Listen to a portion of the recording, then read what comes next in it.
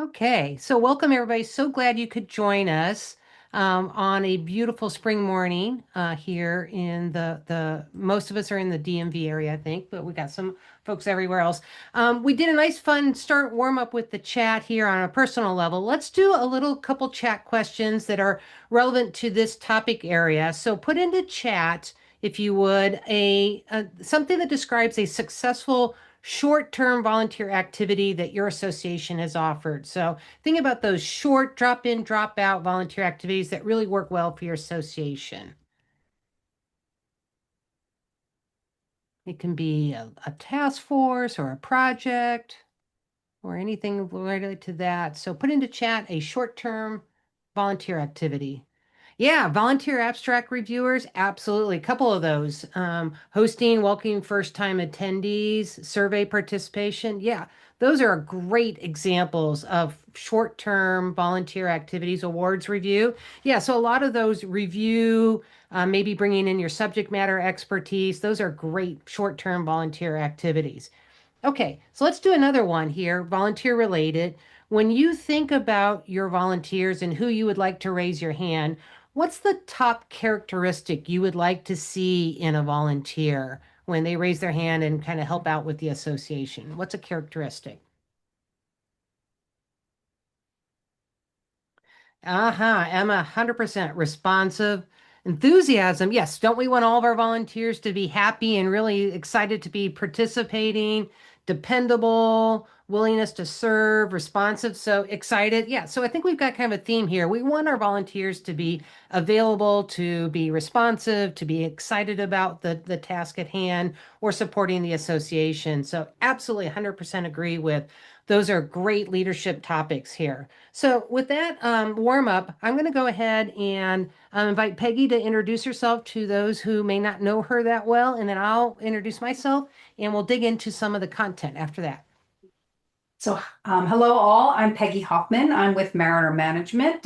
We are largely a consultancy that works with folks on the conversation of engaging their volunteers. We are also home to the Maryland Recycling Network, so we get a chance to try to engage our own volunteers. I just wanted to include real quickly a fun volunteer experience. One of my most fun had nothing to do with associations. I was working for a school program working with middle school theater folks. I got a couple of theater folks I know that are big theater fans here. And I was the choreographer for a couple of shows. They gave me the coolest little plaque that said choreographer on it. So volunteering can seriously be fun. Back to you, Christine. Absolutely. I can't agree more with you, Peggy, that volunteering can be fun. But for everybody else, hi, I'm Christine Menner. I'm a consultant in the association space. I've worked with both professional societies and trade associations for almost 30 plus years now. But I love working with volunteers of all types in no matter what kind of association I've been in, and really helping staff think about how they can maximize volunteers and think about what the future of our volunteer corps might look like. I've really done a lot of work on thinking about what the trends might be, the forecast for how volunteering might be different. Now, my fun volunteer activity that I really enjoyed, also not association related, but I got the opportunity to work on a charity race. So a running race, like a 5K race, where with a group of people, we were manning a water station. So handing out cups of water to runners as they came by. I loved that activity because back to why we asked you about the short-term volunteer activities. It was something I could drop in, do quickly. It was a group activity, so I got to meet people, cheer on the runners, and it was a charity that I really cared about. So it had meaning and value to me. So all those together really summed up how I was really excited about being part of that volunteer activity. So that's kind of a way to kind of get us warmed up and thinking about volunteers here. But really, why are we all here today on this beautiful afternoon? So it is to talk about the importance of volunteers for your association and make that link between volunteerism and member engagement and how you can make that relationship really maximize between you, the staff, and the volunteers. Ultimately, we're all looking for a positive experience for everybody involved on both sides of the volunteer experience, staff and volunteers. So, what are we going to do today? Really, we're going to touch on the research that's kind of behind what we know about volunteerism and what today's and tomorrow's volunteers look like. We're going to explore some basic roles and skills that you need to effectively serve as liaisons to your volunteer groups. We're going to outline some common challenges with volunteers, and there are some common challenges out there. And we kind of group those into two big buckets: unengaged volunteers and difficult or disruptive behaviors, right? And these are often found in situations where associations really haven't yet invested in strong volunteer support system. We're going to talk a little bit about those support systems that support you. And then Peggy's going to introduce to us all the 5 roles of a staff liaison, which we're really going to go through those in detail. And then we're going to provide you also an action worksheet afterwards that you can apply what you've learned today. So we're going to get through all of that in about 75 minutes. Yes, it goes quick, but we do invite you to kind of chime in through chat or come off mute. We're a small enough group that you can just add your comments as we go through. So we're going to do a couple more chat and poll questions to kind of get us all grounded in these concepts here. So put into chat. Piggy and I shared some volunteer experiences, but put into chat where you volunteer. Where have you volunteered either currently or in the past? So where do you spend your time volunteering? And I want to emphasize that, volunteering can be all kinds of different opportunities, right? It can be professional, it can be in your community, it could be with your kids' schools. And volunteering really supports all kinds of organizations. So, yep. So we've got, church, arts festival, kids' schools, Girls on the Run, absolutely. A former nonprofit, ASAE, and the Signature Theater. You got kind of both ends of the spectrum there, Diana. So you got your professional volunteering and some personal arts activities. So that's great. ASAE, love to see all those ASAE volunteers out there. So that's great. Okay, so that gives us a sense that here, there volunteering is this broad spectrum of opportunities. Okay, now let's drill down into your association now. And Peggy's going to put up on the screen a poll now. And we want to get a sense of what types of volunteer opportunities does your association offer? And there's a list on there on the poll. You can pick one or all of them or some subset of them, but give us a sense of where your volunteers support your association. And Peggy, I'll let you tell me when everybody's answered or enough people have answered here. Certainly, they're coming in quick. This was not a difficult question, which is great to know. And of course, the 100% marker is, of course, for the board. Of course, yeah, Yes. yeah. And we've just about got everyone in. All right. Okay, I'm so going how to did it end the turn out, Peggy, poll here? and share the results. Oh yeah, look at that. So yeah, everybody board, they got lots of committees, task force, and then we start kind of dropping down when we get into the components. And we'll talk a little bit about that. Project volunteers, those ad hoc or reoccurring, and then kind of one-time ops is those micro. We're not getting as many uptake in that, but that's pretty typical. That's what we see across associations when we do these kinds of workshops. So you guys are right in the bullseye of what we are typical experiences. Okay, now we're going to go back to chat again. Another chat question for you. How would you describe your personal volunteer liaison role or roles? You might have multiple roles. Yes, you can have one or more. And let me give you some examples. So you might say you're a liaison to the board or a committee, right? You might say that you work with or manage project volunteers, or you might say you oversee the association's general volunteer program, right? Those are just examples. So how would you describe your volunteer liaison role or roles at your association or your chapter if you're at a chapter as well? And again, we're kind of getting at the sense that it's broad, right? So not only are there a broad set of places that you can volunteer, a broad set of types of volunteering you can do, but your role as a staff liaison could be really varied also. So Carla oversees an advisory council. Great. Yeah. What else do you guys do in support of your volunteers? What's your relationship? Oversee our volunteer pool and regional component, liaison to a chapter, supporting volunteer chapter officers. Yep, committees, task forces, lots of chapter folks. Okay.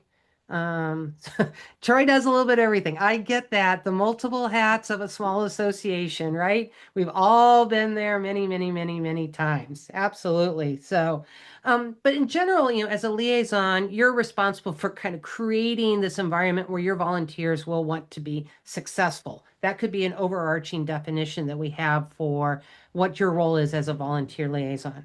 Okay. One more poll before I turn it over to Peggy. So here's our next poll. And this is kind of getting at we would love everything to be rosy with volunteer liaison work, but it's not. So have you encountered any or all of these volunteer situations? You can pick one or as many of them that really fits your situation. So, have you encountered any of these situations? You know, and these are common situations that Peggy and I see on a regular basis. So don't feel bad that if you pick all of them, right? It could happen, right?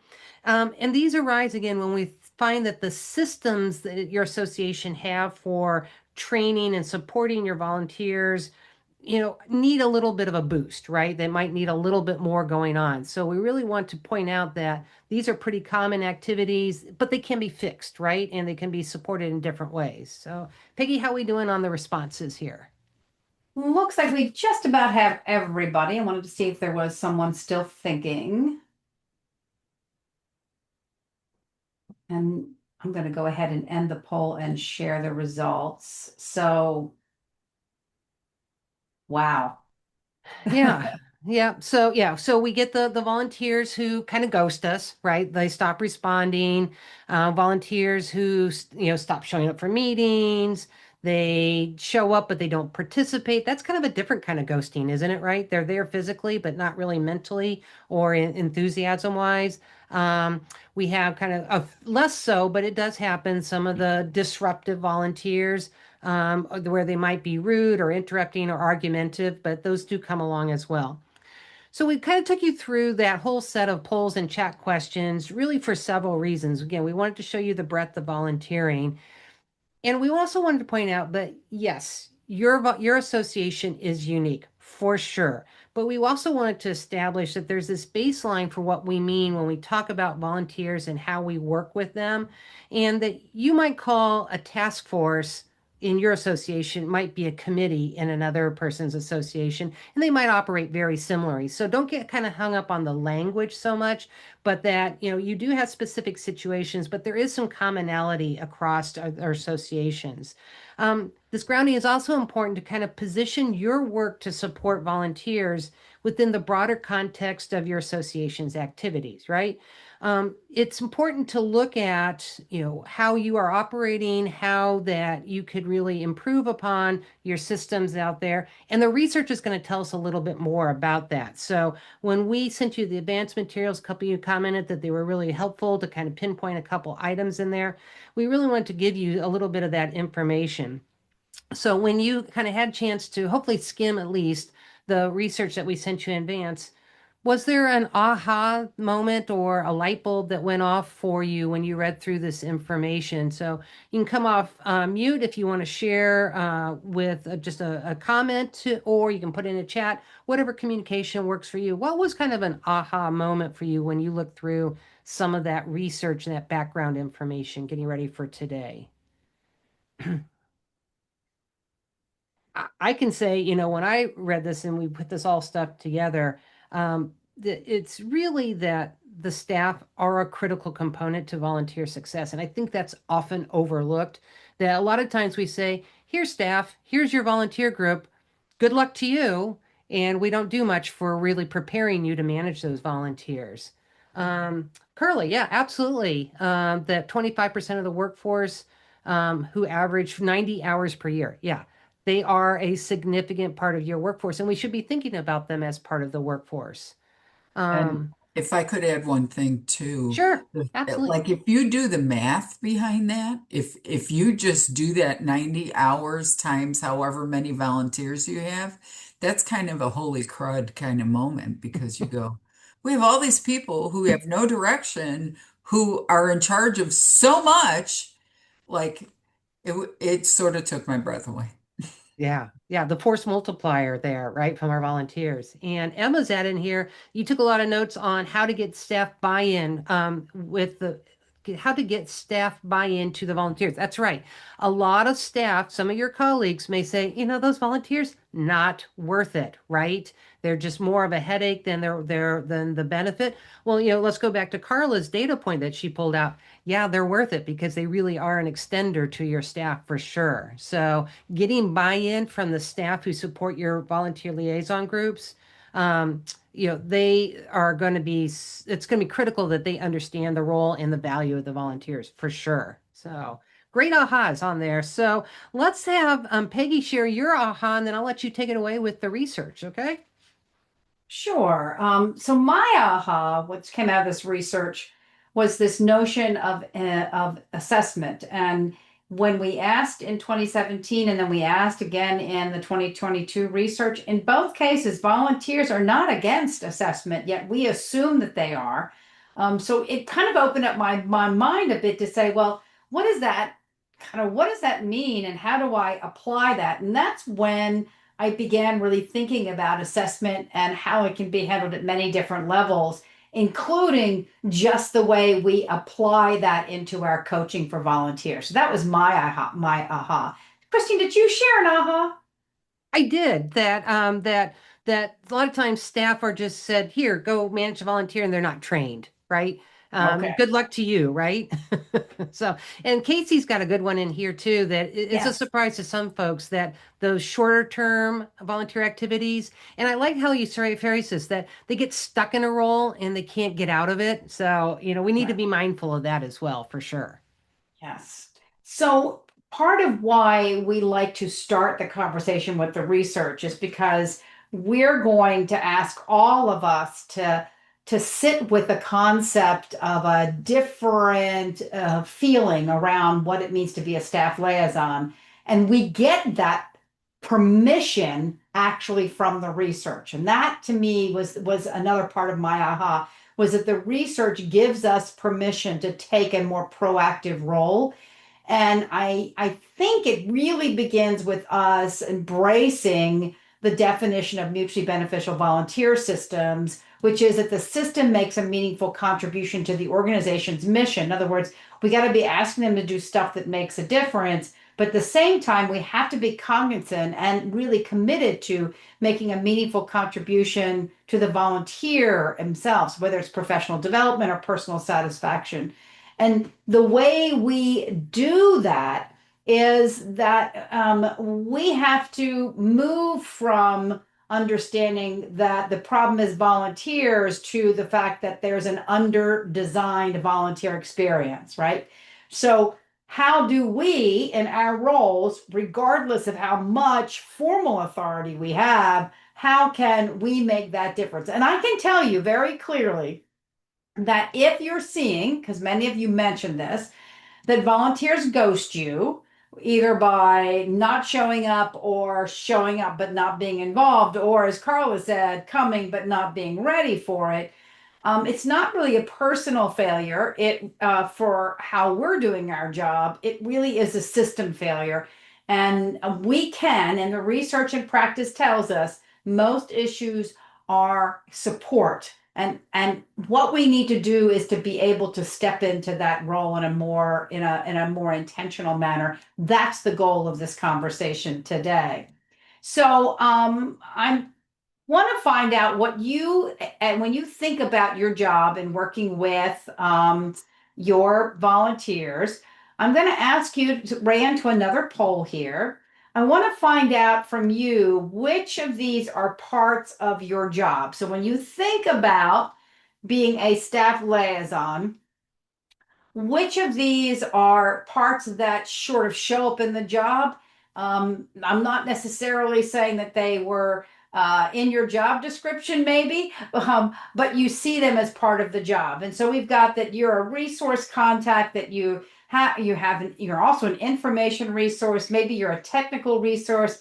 Maybe it's project management. Maybe it's about the building the community. Maybe it's being the ear for the organization. Just want to get a sense from you, which of these feel like they're part of your job. Okay, coming in quick. And yes, you can check all of them if Yes. you feel like you do a little bit of everything. And I would say, Christine, as I'm watching this, the telling of this is how many hats? I should have all those hats. How many hats are you wearing? And for how many of these hats have you received any kind of training? Um, the research tells us that we do need to have many of these hats on. And the question is, how do we get the training that we need to be as successful as we can? Let me share with you the fact that obviously, being a key resource contact or a key information resource is important. Project management shows up.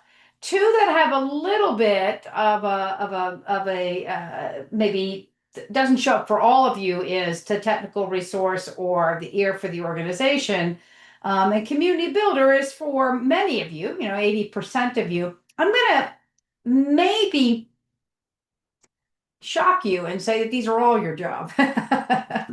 And part of what we need to do to be really successful is to own all parts of those. At different points in your relationship with your volunteers, one part will become more than the other.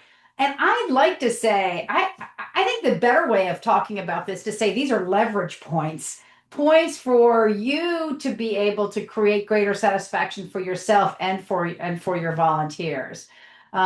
Let me ask a follow-up question because I want to find out when you sort of owned which parts of those are your jobs. In chat, what do you do and not do for your committee? So what I'm asking for, is there anything that you regularly do for your committee?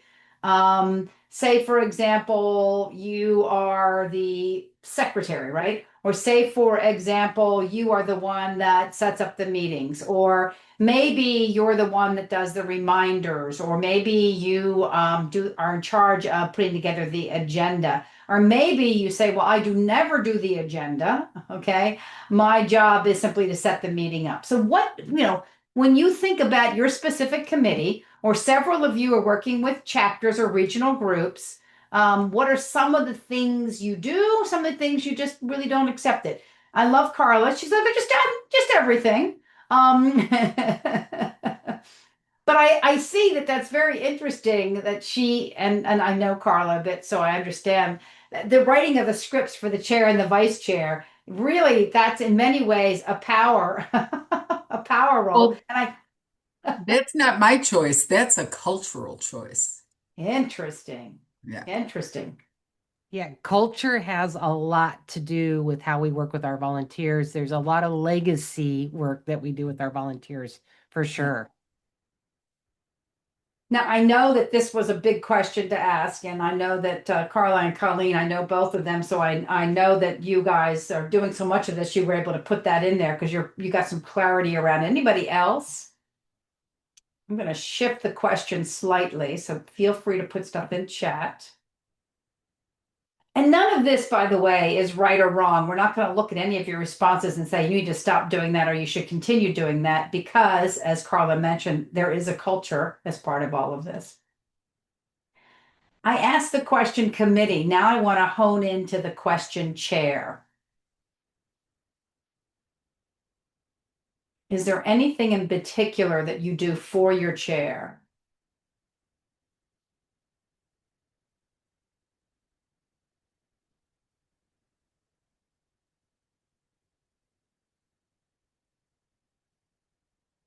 Oh, Troy, interesting. Makes sense given your role. Absolutely. Rachel, and hello, Rachel. Recruit volunteers to the committee. Yes. Colleen, thank you for lifting up something that's important. That is an important part of us is helping them stay in touch with what other folks, you know, the side conversations almost, right? Okay.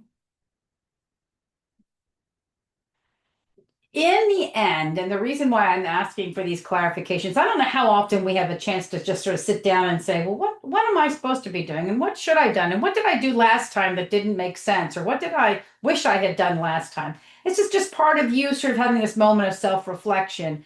But do you notice that the things that you're talking about is really influence work?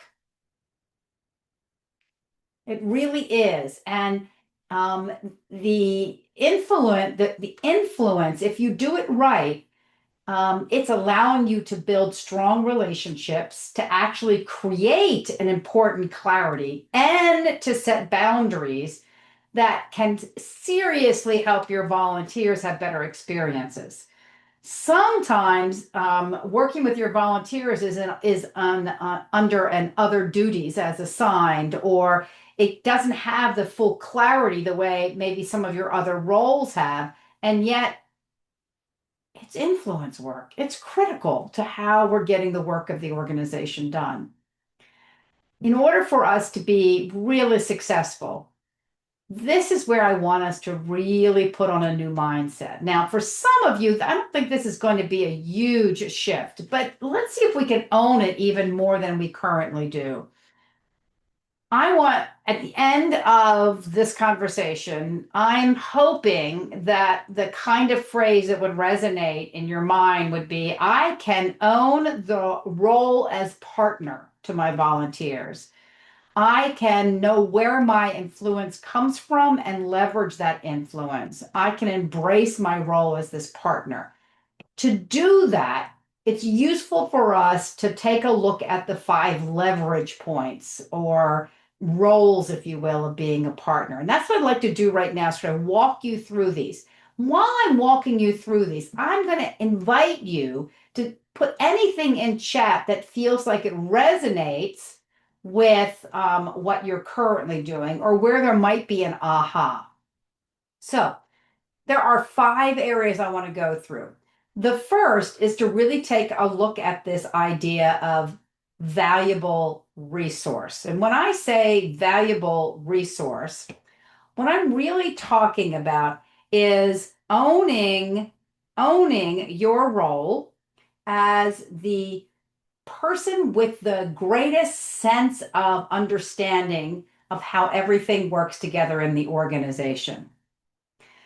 In a more fundamental manner, what I'm really talking about is this sense of excuse me, this sense of I can help you understand where this role fits into the larger sense of the organization and what are the resources, what are the knowledge points that you need to know, who do you need to know, how can I clearly help you have as much success as possible. The word that comes to mind when I think about this is indispensable. When volunteers are ghosting us, when there's non-participation, it's generally about this sense of uncertainty. And as a valuable resource, we can match our volunteers based on their needs and allocate the resources in a way that allows them to be as successful as possible. If you want influence later, you need to relentlessly be useful today. Okay. So it's how can you create? How can you be as useful as possible? I also sort of reframe this in the context of your job is not to do the work of the committee. Sometimes they want to put work on you. It's not to do the work of the committee, it's to remove friction so they can do the work, right? And this becomes earned authority. So what does this look like? It looks like matching the needs, allocating the resources, whether it's information, policies, technology, data, access to experts, access to another committee or training. Living the role means that you take an active role in leading orientation, in assuring the onboarding happens, and in identifying and supporting the training for your volunteers. Now, let's be really clear.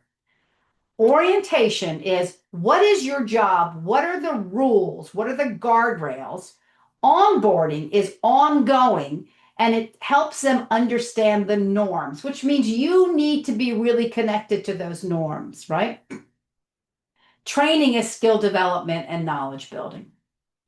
When you are that go-to person for them, they will begin to ask you to check in with you. You're going to be able to help them do course corrections. So think of this first one as a way for you to earn authority to help your groups actually get to the end of wherever they're trying to get to.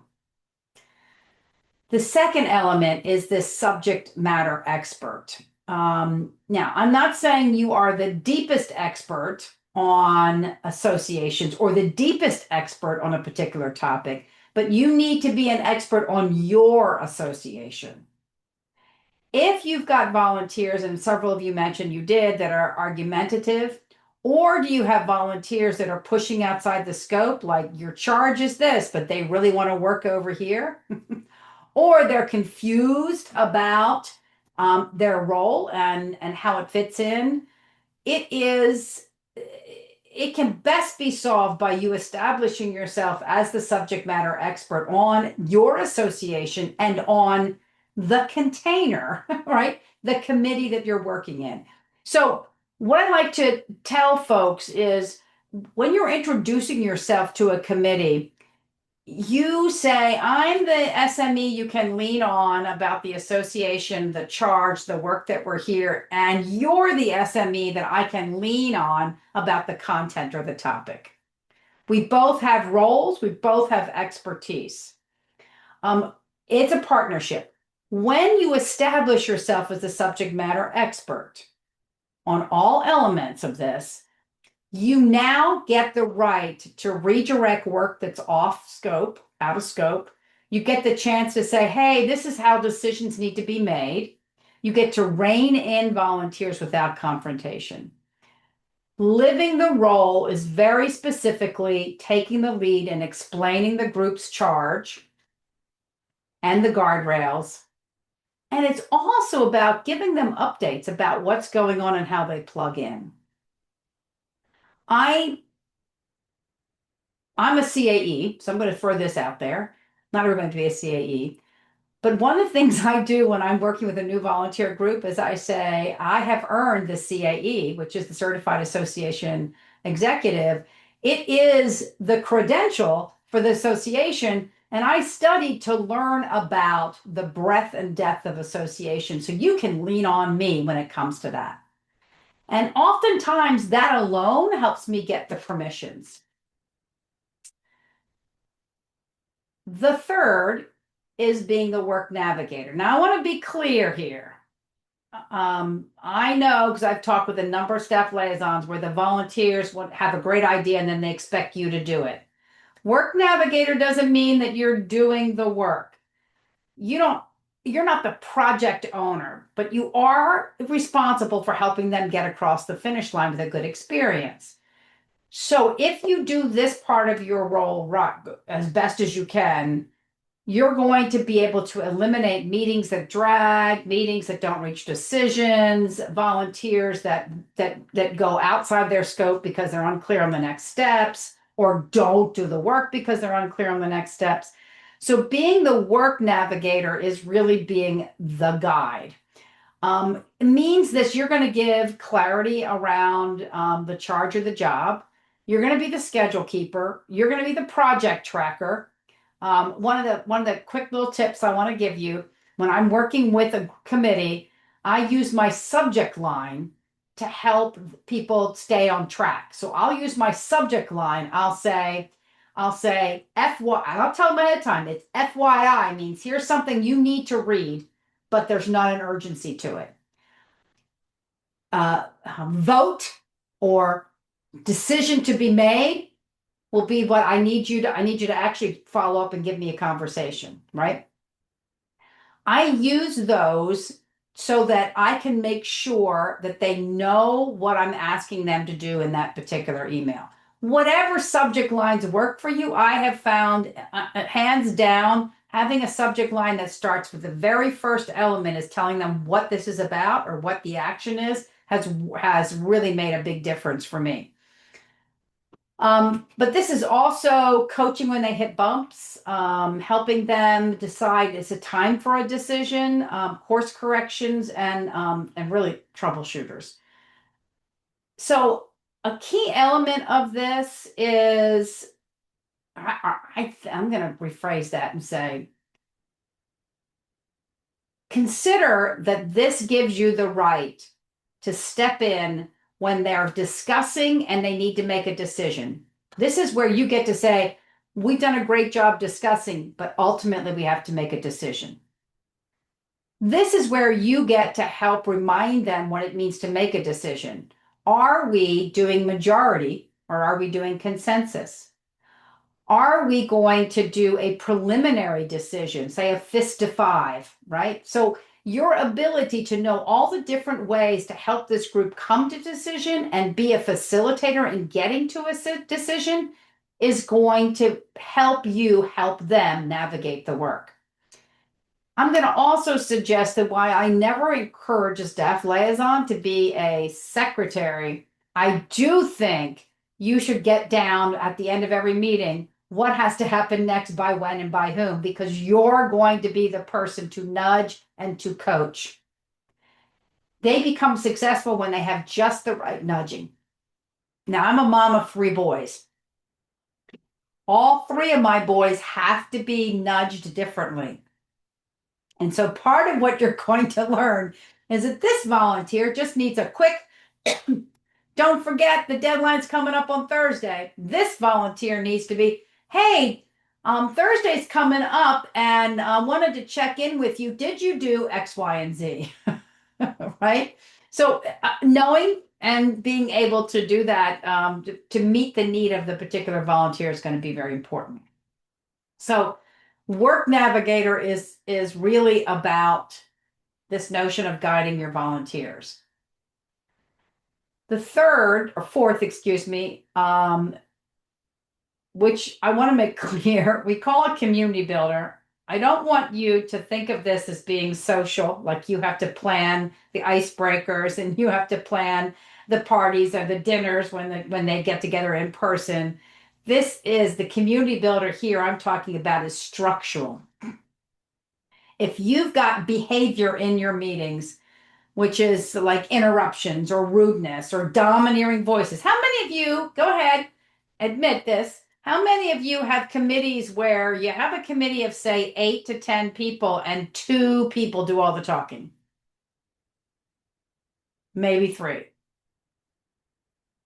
I see lots of head Dominating. nodding there. Yep, sure.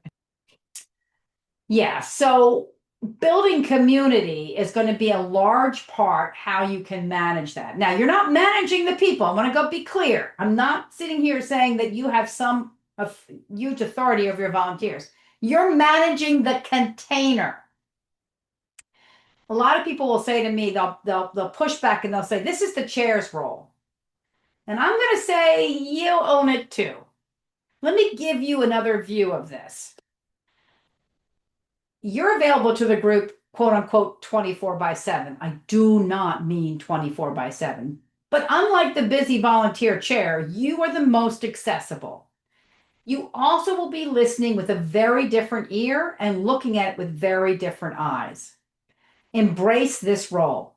What I'm talking about when you embrace this role is I'm talking about actively connecting the individuals in the group, being an idea connector and an experience connector.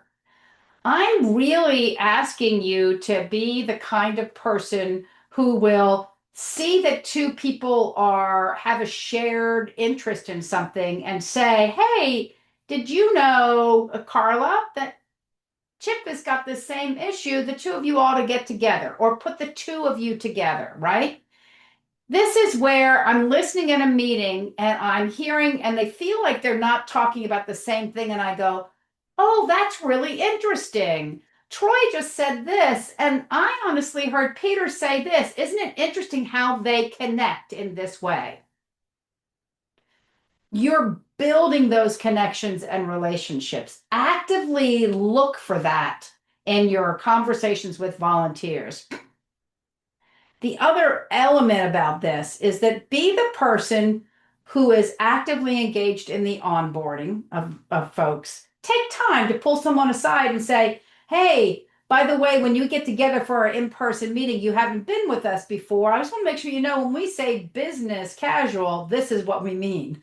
right? So you're just kind of helping them say this. And also, the other thing you might say is, hey, by the way, I know you're new, but in this committee, there's no reason that you can't speak out. Helping them find that way. Some things that make a difference here. Be the one that brings up this notion of a group conversation around airtime and respect. Maybe you put that into a community agreement. One of the very valuable things that I've learned from a couple of really good facilitators is when they're pulling together a group for the first time, the first exercise is the community agreements. How do we all agree we're going to show up for each other? It's easier for you to do that than the chair because you're seen in that role as purely facilitating, and the chair and everyone else gets a chance to do this. So, community builder is managing the container. The fifth element, and this to me is the one, and I noticed even in the poll that this didn't rise as high as the other ones. This is where you really live your own leadership quotient or potential, right? The ear for your organization is the translator between volunteer reality and organizational reality. You know things about your organization the volunteer doesn't and maybe doesn't need to, right? The volunteer knows things about the profession and how the members are talking that your organization may not. So this is where you get to be the conduit that brings it together.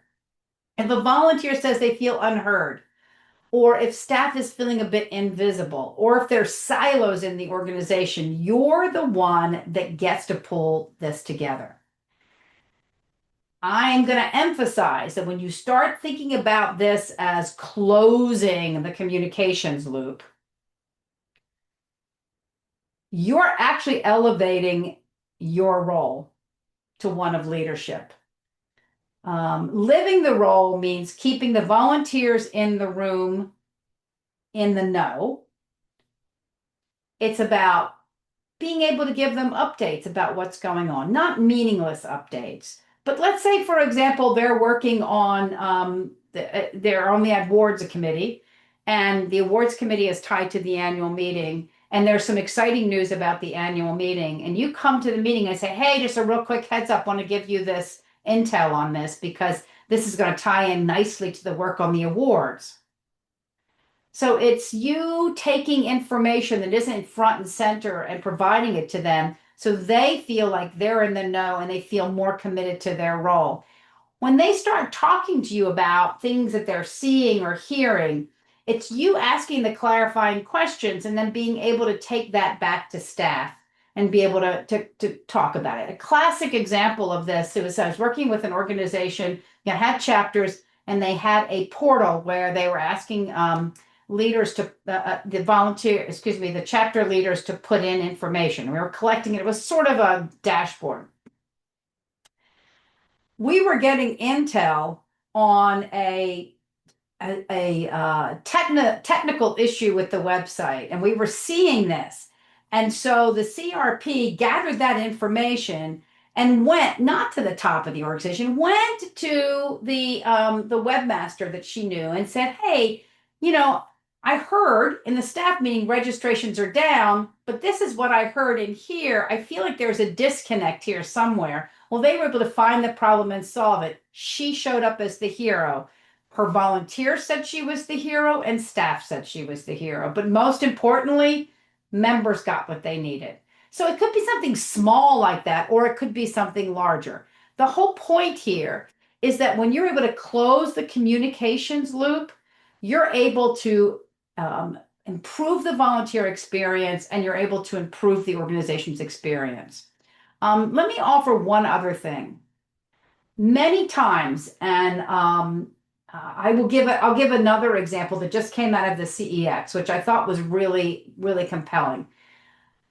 In our organization, sometimes we can be rather siloed. Am I right? In other words, you're working over here, and then you've got the folks over here working over here. Well, the online community manager for a very large organization was just really trying to make sure people understood the technology and were just using the online community. And they wanted to build out and offer more things, but they really needed to help people really understand the connectivity here. This person was in charge of this part of the business, not in charge of working with their sections and councils. But the sections and councils people said, hey, we'd like to get our volunteers using this more. They made the connection because they said, this is what we're hearing. They brought the community manager tech person to their meetings. And voila, the community manager tech person was able to elevate the use of this system. The chapters and councils person was able to see the uptick of the use of this system. It's because the folks over here in the CRP area were able to say, hey, I'm a connector, I'm an ear for the organization, I can bring these folks together. So that means you're supporting your staff colleagues. And when you have to go and get their support, you've already put money in the bank. It's an investment that you put into the bank. All right. Those are the 5 elements of being a partner, the leverage points, if you will. I'm going to pause for a moment, and I would love to ask you what resonates with you. What stands out to you about these 5 elements?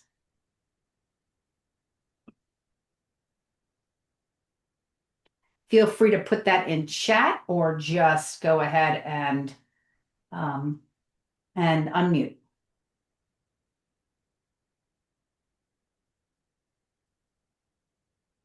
Peggy, I think the ear for your org is really resonates with me. And we have for our sections a sections call with the president, and our association president meets quarterly with the section officers, and it's a time for him or her to share with the sections things that are going on. Right after our annual meeting, they say, oh, these are some of the outcomes of the board meeting, or if there's a meeting coming up, they'll say, this is really what we're focusing on.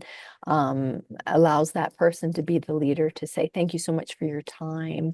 But then, being that connection and then being the head to say, what can we do to help you? So the ear to the org and being able to communicate from volunteer to the leadership is really important for us.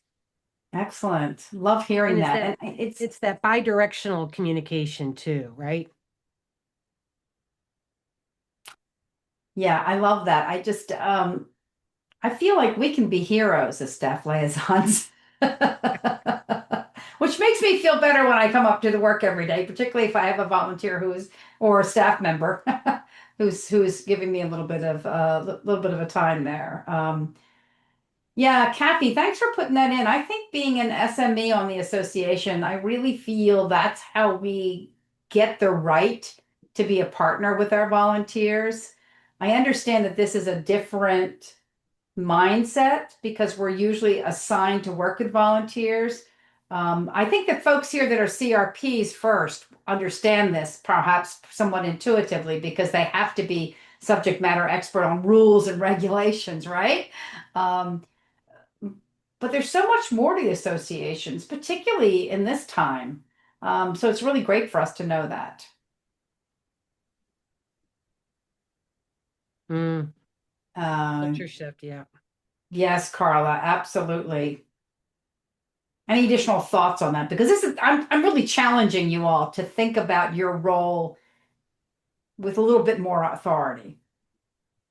Well, the work navigator one is the one that is sticking out for me. Mhm. And I feel like um, navigating, uh, culturally navigating that work situation where your committees or your councils feel like it's your job to come back to them with whatever the ideas are versus they're doing the work, that's a shift for us Mhm. because a lot of times our councils and stuff count on staff to just present ideas that they discuss and then they spit it back out again. So that's a shift for us. Thank you for sharing that. I would, it's interesting. I have been, we've been playing with a couple of other ways of getting volunteers to be more active in those parts of it. I was party to a project recently, and I'll give the shout out to Lowell Applebaum. I don't know how many of you know him, but we were doing a rather intensive shift in a component group. We are trying to help some situations. He was using we used a set of Google Docs, and I'll tell you, we we had longer meetings. We had 2 hour virtual meetings, which I thought would be just, and really difficult. But we put them into rooms, two rooms with this group, and they worked on a Google Doc. And then he was able to say to them, your homework is to do X, Y, and Z from this Google Doc. So in other words, we got them getting stuff, and then they had to turn around and produce it. It was interesting because there was this quote unquote public doc that they started. The involvement and the engagement and the volunteers through that process was pretty incredible. And so I watched that as a living example of how do we sort of, Carla, to your point, how do we get them more active in doing that? How do we become the navigator? Peggy, I want to spend a second on Jennifer's comment here about getting volunteers to making a decision. I mean, yes, so important to prove that you are accomplishing something. And that is going to become even more critical as the younger volunteers move into your volunteer corps. The professionals who are coming into the workforce now are going to be looking for more outcomes based, results directed, quantifiable impact. And so the endless meetings of just talking, talking, talking, talking, and not doing anything is not going to work for the volunteers who are coming into your volunteer corps going forward. So I think that work navigator, that coaching, that guiding, reminding people how to get to a decision is going to become even more critical than it is today. So Jennifer, I'm glad you brought that up. I mean, you know, it's not going to work in the long run. Right. And so, if I can suggest also, a huge part of dealing with this is how is your agenda for the meeting set up? If your agenda for the meeting says, here's the topic and this is what has to happen from this topic, and the action says, this is general discussion to lift up ideas. This one is vote, right? And I find if your agenda has a very specific action line to it, so it's the topic and then the action. Jennifer, as the volunteer liaison, staff liaison, you can say, well, I understand we're taking the talk. I'm just going to do a time check. I see that we need to move on to the next topic, but we have yet to have done the action item as listed on the agenda.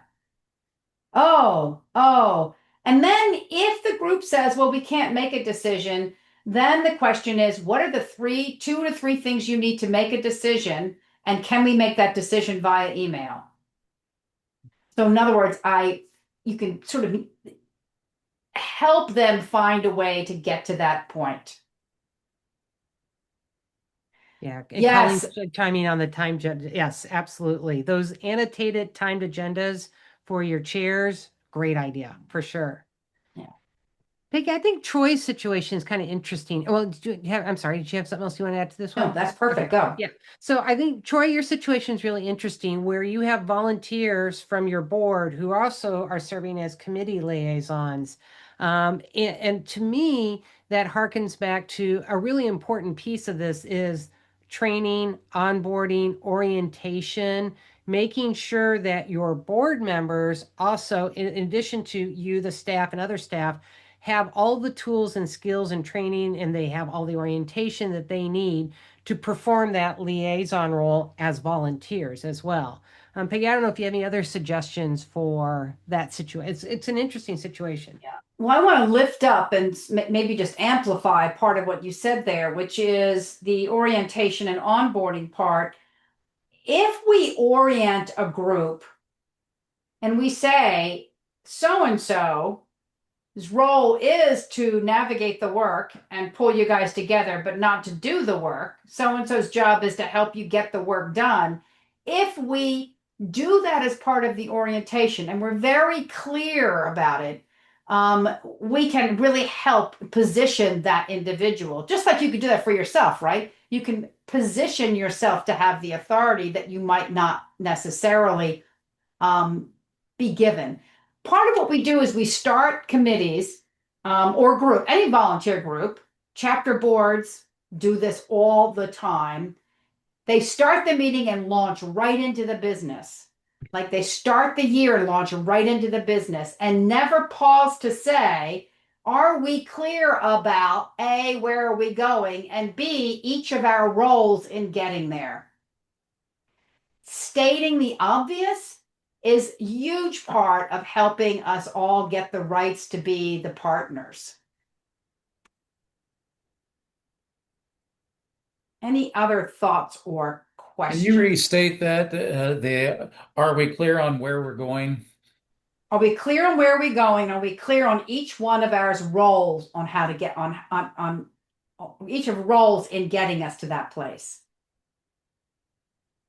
I think Troy's Thank taking a you. note there. What? I think Troy's taking a good note there. So excellent. Love that.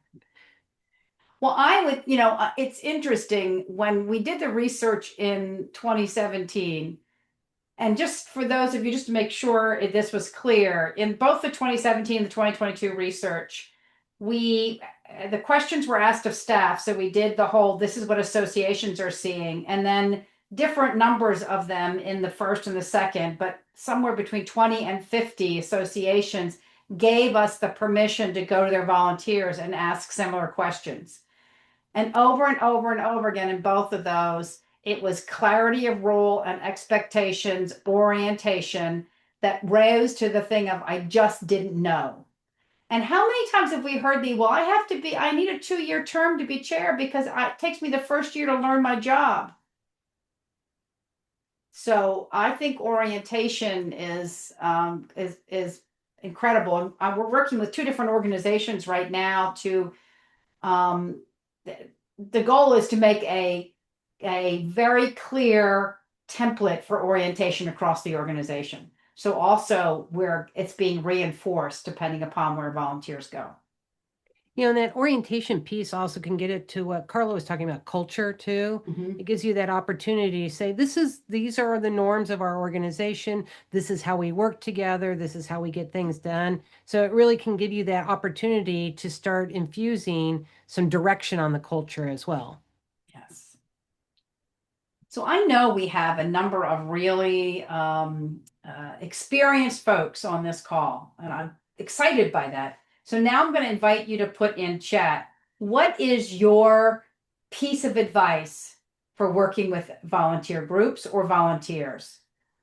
And if I had to point out a couple of people, I know, for example, Carla, Rachel for sure, Colleen, yes. You've worked with a lot of volunteers. Let's curate a list of go-to. So at the end of the day, if you're looking for a tidbit, like what can I do to make the relationship I have that much more effective? Troy gets a 100% plus a heart. Yeah, we don't do enough of celebrating our volunteers, thanking them. So I love that, Troy. It's like make sure they understand their role, their value to the organization, what they've accomplished, and celebrate that. A lot of times when I'm with boards, I close out the day just saying, hey, let's celebrate that we spent the day together. What a great opportunity that was. So just the celebration is awesome for sure. And be patient with them. I like that.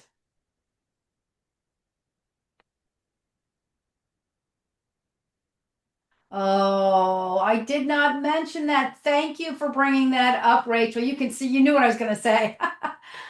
Yes, folks, this whole quick email, hey, are we good for the meeting? No, meet with the chair, make sure you're aligned. And this, by the way, is where you get in, you have the opportunity to ask permission, right? So you can say, hey, I see this. Look, this one agenda item, I think you're really passionate about it. I can facilitate the conversation there. You can be all hands in.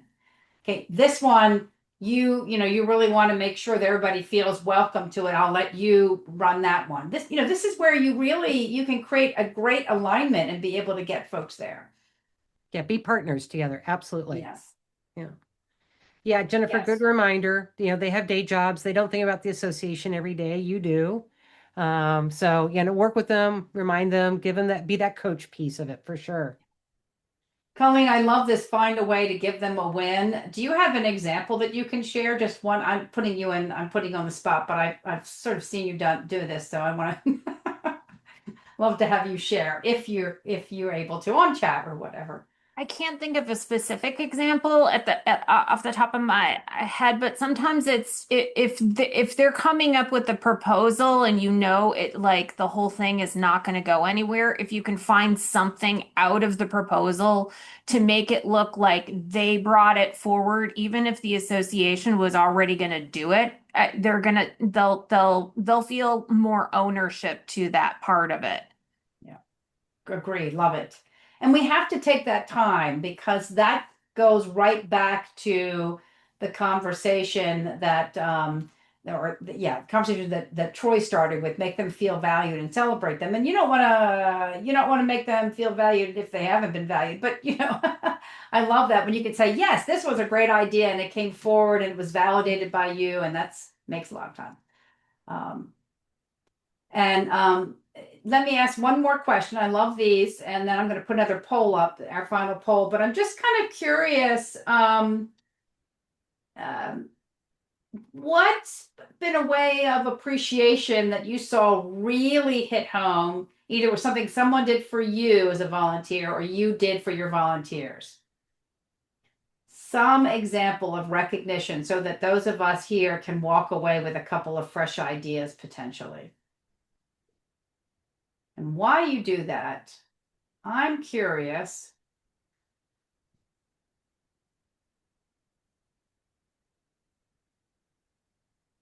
To ask you, part of what Mariner and Crystal Lake are really interested in is this kind of how do we help the full community, the ASAE or the association professional community, embrace the best possible role as partners to our volunteers. And so we're really interested in finding out what you would like to learn more about. I will candidly tell you that if you are enrolled in the mastering, which is an in-person, at least at this point, I say that because we've often wondered if we should offer it otherwise, but it is a full day in person. We will be going through working with difficult volunteers. We're going to talk about how do you build a relationship between the chair and the staff liaison. We're going to talk about listening and decision making tips and techniques. But curious to find out, what would you like to know more about? How can we serve the community writ large in terms of bringing things to you all that make a difference? There was an immediate surge of responses to this. So I think that is awesome. That means that that's great. I mean, this is, I'm going to turn this back over to you to go ahead and take us home. I'm going to let this poll just about finish up. I'm going to give people a few more seconds here. And I've got too many windows open right here, Christine. Hang on one second. That's our life these days, right, Peggy? I know. So that's our final slide. Christine, let me show you what we've got here. It looks like most people have pulled in, but if we miss you, go ahead and throw it into chat. But this is where people want to see more. This is great. More about this whole building community, more about gaining and establishing your role, embracing the ear for the organization. I'm glad to see people interested in that. I think that's one that we can certainly spend some more time on. Take it away, Christine. So I'm curious, let's pause for a second and see what questions you all might have on the material that we covered today, or maybe we didn't cover. So kind of open time for questions, right? And then we can see about a couple takeaways that you all might have. So open time for questions, either put them in chat or come off mute if there's anything that you're curious about, wanting more clarification on. All good? Okay. So let's take a temperature here. What is one thing that you might um, take home and do right away, right? So you're going to go back to your desk later today or the rest of this week. What is one thing that you might really implement right away? Again, put a chat or come off mute. Kind of a concrete takeaway from today's session.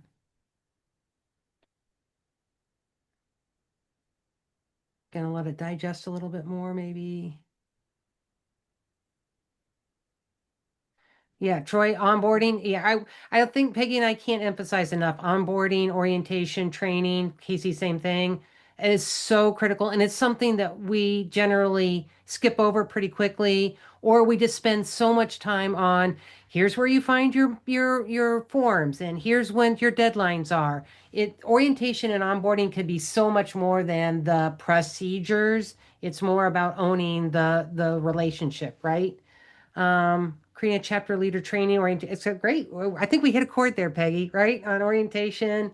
Emma, boundaries and standards. Yep. Being empowered.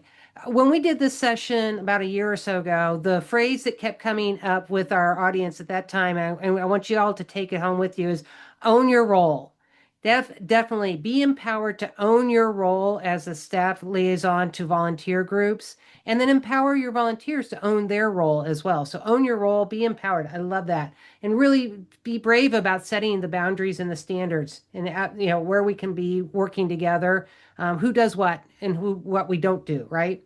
Um, yeah. So these are all great takeaways. I think the last question I want to ask before we close out today is, how do you think about your role differently? Now that we're almost 75 minutes later from where we started this session, how do you think about your staff liaison role to volunteer groups differently? And again, you can come off mute or you can put it in a chat.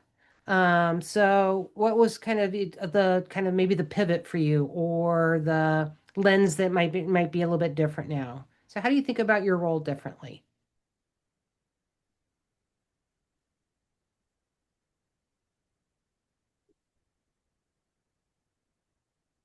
Maybe it's simply just owning the role, right? And we're going to be proud of our role, right? That this is something that's really important to the organization. We're the ear to the organization, bi-directional communication. Anything else that you're kind of thinking differently?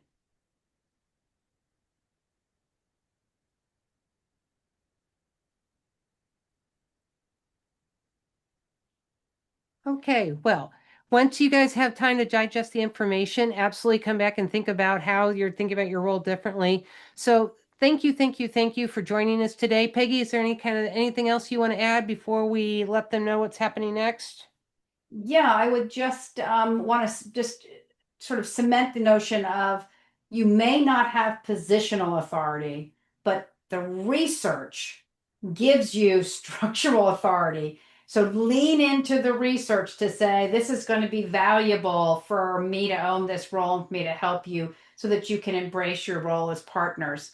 The other thing I just want to mention quickly, Carla had asked, could you do the pre, and I love this idea. She wants to know if we could do the pre-read article to enlist other staff into a deeper conversation. The whole purpose of Christina and I giving our time today is to generate great conversation back at your spaces. So absolutely, I know that one of the groups here, we've got a couple people from this, a couple of staff members having a team meeting afterwards, doing whatever to be able to, say, well, what does this mean for us? And I want to mention that I saw that Colleen had mentioned about having a committee toolkit, and then all of a sudden in my brain, I thought, what if we had our volunteers, find your good volunteers, right? They would describe the norms, right? And then you would capture their words and say, here are the norms in the words of the volunteers, Oh, right? I love To it. be able to get people to say, well, equal voice and da da da da, and we have to make decisions and stuff like that. So I just want to sort of acknowledge that you may, I think you're going to be mentioning this, but I just want to flash up on the page that we've got a lot of additional resources which we are going to send it to you all. So that will be coming. But go ahead, Christine, Well, take and the us other thing home. that we're going to send out, so you're going to get the copy of the recording, you get access to these resources. The other thing we're going to send to you is an actual worksheet, right? It's based on the 5 jobs. So you'll have an actual functional worksheet that you can work on as you go back and start to implement this, whether it's, with you and other staff, or if you have volunteers who need to work on this. But it's a great tool for you to use as you kind of think about how to implement it. So feel free to share the information throughout your association with your organization, and let us know how it's going as you're thinking about your role differently. We would love to hear, what's been a success that you might have or new challenges that have cropped up. So we definitely thank you for your time today. If you're joining us for the Mastering in-day person in July, you'll get more information on that when it's a little bit closer to the date. It's a little ways out here, but you'll get more details. If you have not yet registered for the in-person session, we would love to have you join us. We can get you a registration link on that. So thank you again for your time. We really appreciate your interest in this. Good luck. I think you guys will do great with these little tips here, and let us know how it's going. Peggy, anything else you want to add? No, just a great big huge thank you to you all Yeah. for coming and playing with us today Yeah. and Yeah. talking with us on a conversation that we're just a little bit passionate about. Have a great rest of the day, and it's just so good to see all of you. Enjoy your day, everybody. Bye-bye.